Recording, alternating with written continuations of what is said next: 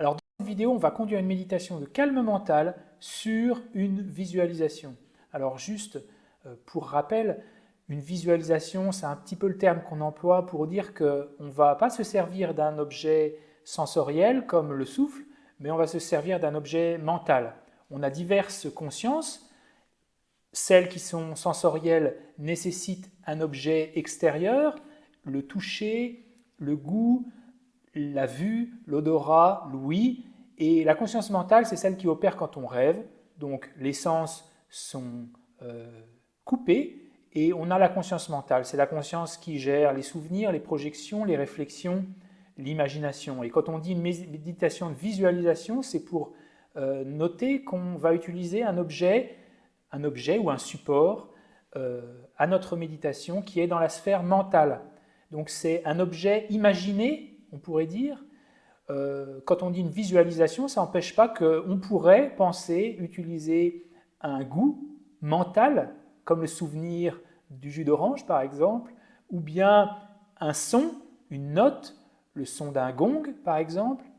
Mais la plupart du temps, les objets qui sont présentés sont les objets de la sphère visuelle, comme une visualisation d'un objet, d'un orbe de lumière, d'un petit point. Donc la méditation va se diviser en deux parties.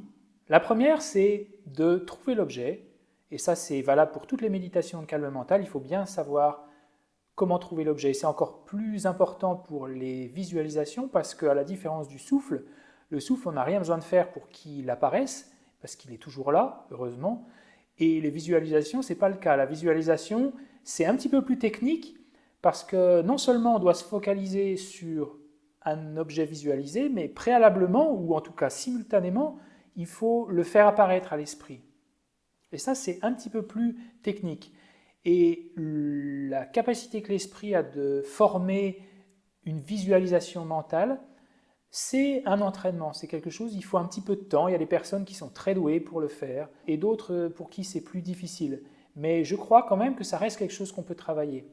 Donc la première étape, c'est peut-être pas vraiment encore une méditation, en tout cas pas une méditation de placement, c'est simplement essayer de trouver un objet, quel qu'il soit. Alors il vaut mieux trouver un objet simple, comme une boule de lumière, un carré, quelque chose d'assez simple.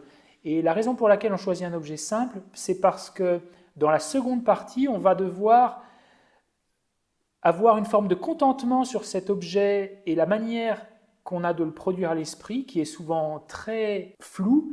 Et si on choisit un objet trop compliqué, on va vouloir absolument que l'objet apparaisse de manière complète à l'esprit, on va tendre l'esprit. Or, la deuxième partie a pour but de vraiment détendre l'esprit. Donc, cette première partie de la méditation, c'est simplement choisir l'objet. Donc, je vous laisse quelques instants pour choisir votre objet.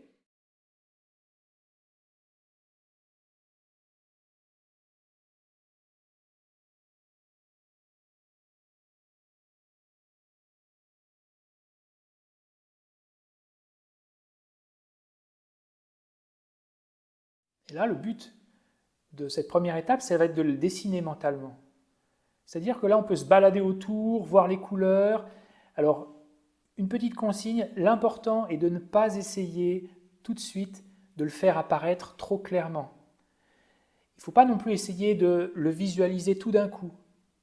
Là, on peut essayer de rentrer, comme si on dessinait le contour d'un visage, par exemple. On commence par les oreilles, voilà, on voit un petit peu les oreilles, les dents, le nez, les yeux, les sourcils, les cheveux. On va le dessiner comme ça et se contenter de ce qui apparaît. Si pour l'instant c'est qu'une forme sombre, pas essayer de lui donner une couleur exacte et précise. Il faut s'adapter aux capacités de notre esprit. Quand on commence cette méditation, il arrive souvent que l'esprit ait du mal à visualiser parce que c'est un entraînement, c'est quelque chose qui demande de la répétition, donc on y revient encore et encore. Et là, le but, c'est pas forcément d'être stable sur notre objet pendant très longtemps. On peut faire des pauses, on peut s'arrêter, y repenser, quelle couleur je vais lui donner.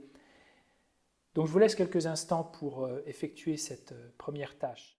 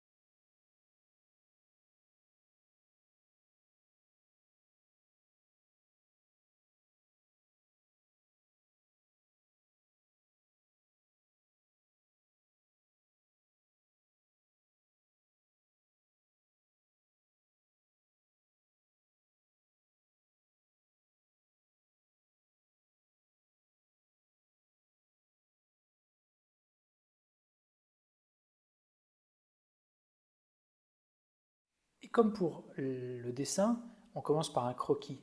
On commence par des choses assez grossières, par exemple le contour, avant de se porter sur les micro-détails comme la couleur, les variations, les dégradés, les textures.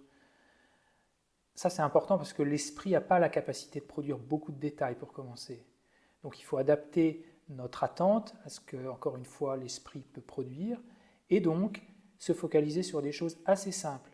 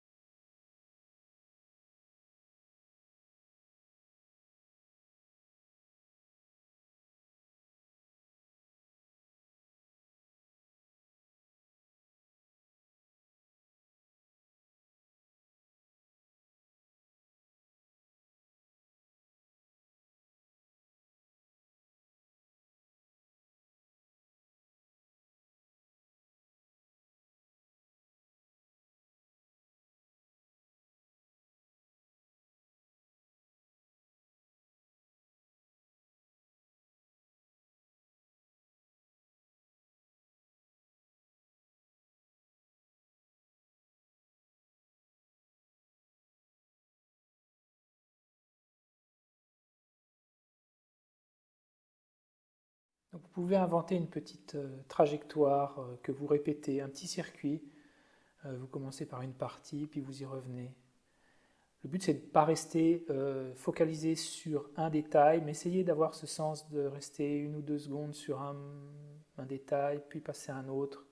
Faire quelque chose que vous pouvez voir comme étant un petit peu circulaire.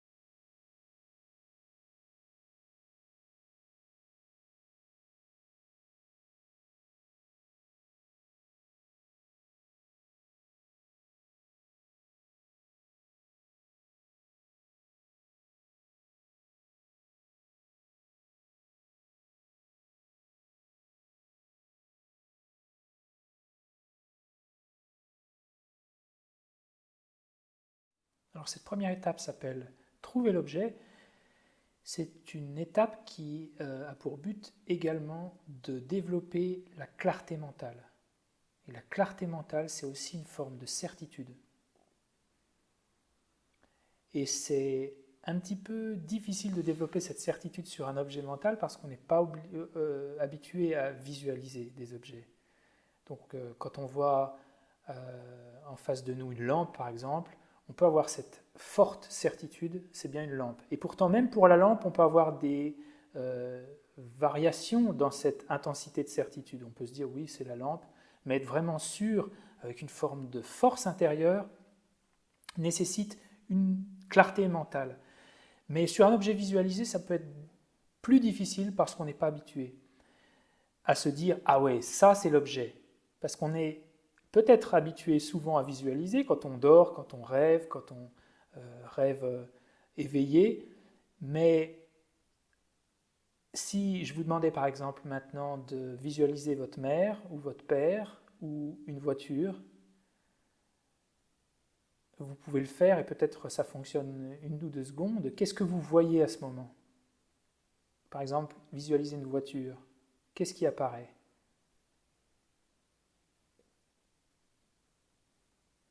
que c'est la porte? Est-ce que c'est les pneus? Est-ce que c'est une partie de la voiture? Est-ce que la voiture est verte? Est-ce qu'elle est rouge? Est-ce qu'elle est noire? Donc le but de cette première étape, c'est de trouver l'objet, mais c'est également de travailler sur cette certitude, de se dire l'objet qu'on est en train de visualiser, c'est bien l'objet que j'ai choisi. C'est bien une boule de lumière, par exemple. Là, je suis bien en train de la voir. On sait qu'on est en train d'être focalisé sur la boule de lumière, mais on ne le sait pas seulement de manière froide, on le sait avec une forme d'intensité. Et ça, c'est quelque chose qui ne peut être trouvé que dans l'expérience. On peut le décrire un petit peu, mais avoir cette forte certitude presque joyeuse, c'est vraiment dans la répétition qu'on va pouvoir la trouver.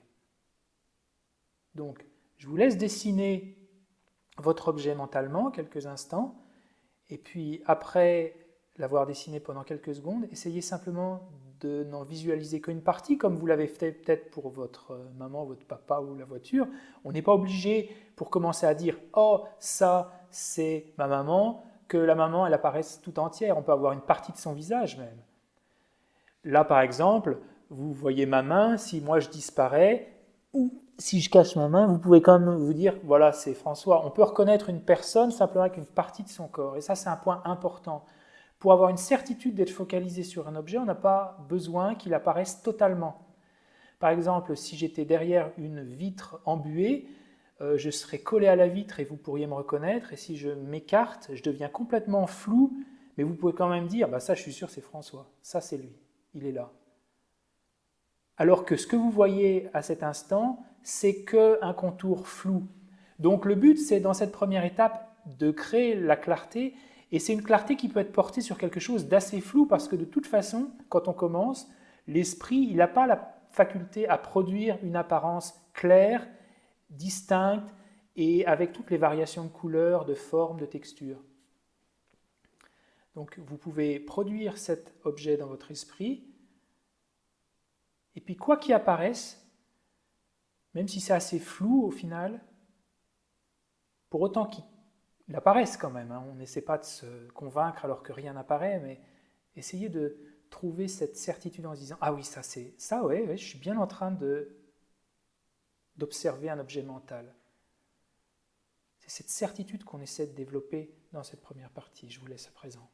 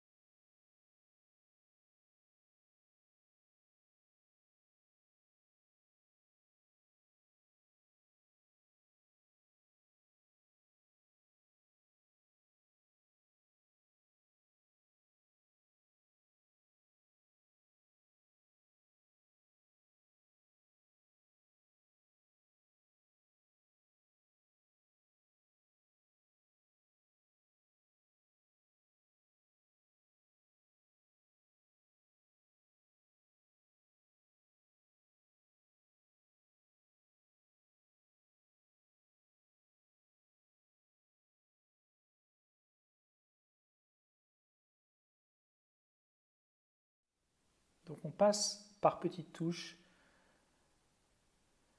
avec ce petit circuit où on visualise l'objet, puis après, pof, on essaie de le faire apparaître un petit peu, une partie seulement, et quand même se dire, ah ouais, ça c'est l'objet. Il est là. Donc ça, vous pouvez le répéter, hein. C'est pas certain qu'en une séance comme ça, on parvienne à comprendre vraiment le sens de cette intensité-là. Donc on va passer à la deuxième partie. Mais cette première partie est fondamentale parce que si on n'aiguise pas la capacité de l'esprit à former une visualisation, eh bien, on va se focaliser sur quelque chose dans la deuxième partie qui n'apparaît pas. Donc il faut que ça devienne de plus en plus facile de visualiser pour que l'effort qu'on met à la visualisation soit réduit, que quand même il y ait quelque chose qui apparaisse et qu'on puisse se focaliser dessus en se détendant. Parce que le but, c'est de se détendre. Mais si on court après quelque chose parce qu'on arrive à peine à faire surgir dans notre esprit l'objet visualisé, alors peut-être qu'il faut qu'on le répète à plusieurs reprises avant de se lancer dans une méditation de placement sur cet objet visualisé. La deuxième étape, elle nécessite de faire un petit peu comme cette personne qui est derrière une glace, une vitre embuée et qui s'éloigne. Et on ne voit plus que son contour, mais on sait quand même avec une forte certitude que c'est encore elle. Donc là, le but de cette seconde méditation, ce n'est pas d'accentuer cette forte impression de certitude, mais simplement se détendre en se disant, voilà, l'objet, il est là. Je n'ai pas besoin de faire beaucoup d'efforts, il est là, même s'il n'apparaît pas de manière optimale, je me détends là-dessus. Il ne va peut-être pas apparaître à chaque seconde de manière identique. Il ne faut pas penser qu'il va être stable, en ce sens qu'il ne va pas être connu à travers divers aspects de moment en moment. C'est-à-dire que peut-être que pendant une seconde, on va voir une partie, après peut-être une seconde, après une autre. Ce n'est pas nécessaire que l'objet apparaisse complètement figé. Il ne faut pas espérer qu'il soit complètement figé. Il ne faut pas qu'il se balade dans l'air non plus. Ça, c'est l'extrême inverse. Il ne faut pas qu'il commence à changer de couleur, à devenir complètement...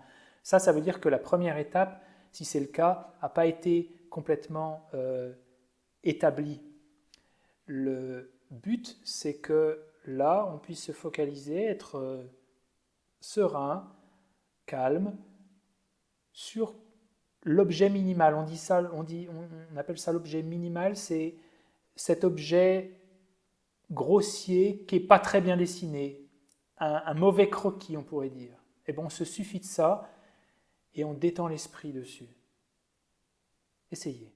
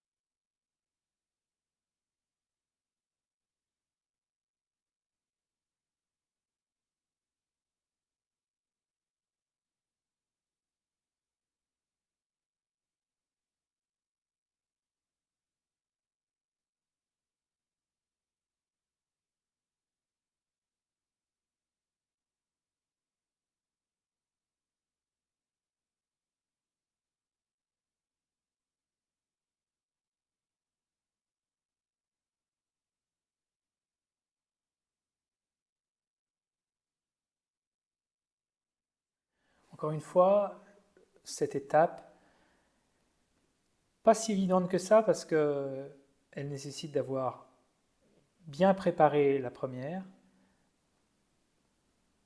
c'est de se calmer, de se stabiliser sur cette image partielle qui peut apparaître dans l'esprit, qui n'est pas forcément tout le temps là, mais au moins on a l'impression quand même qu'elle est présente. Et elle apparaît de temps en temps, il faut quand même qu'elle apparaisse, mais peut-être de manière minimale. Peut-être une partie seulement, peut-être 20% de cette chose, mais qui est suffisante pour qu'on puisse la reconnaître. Donc on se dit, ok, elle est là, relax, elle est là. Je n'ai pas besoin de la chasser toutes les secondes en me disant, est-ce qu'elle est là, est-ce qu'elle n'est pas là? Non, elle est là.